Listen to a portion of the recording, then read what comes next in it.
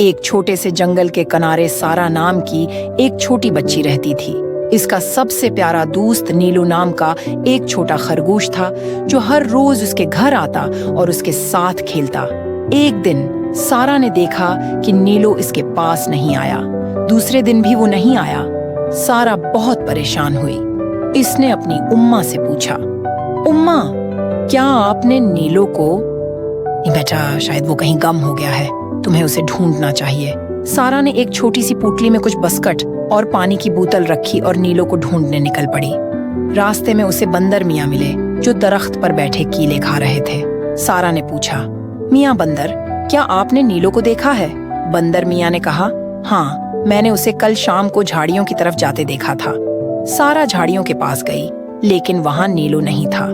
इसे लोमड़ी भाई मिले जो अपने घर जा रहे थे।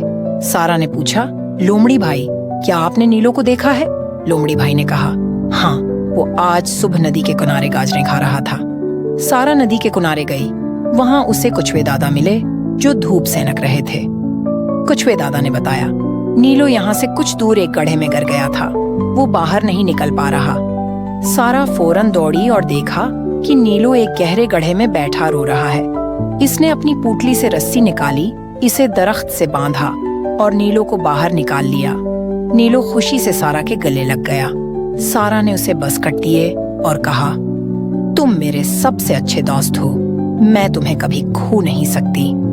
सबक: दोस्तों की परवाह करना और मुश्किल वक्त में उनकी मदद करना ही सच्ची दोस्ती है।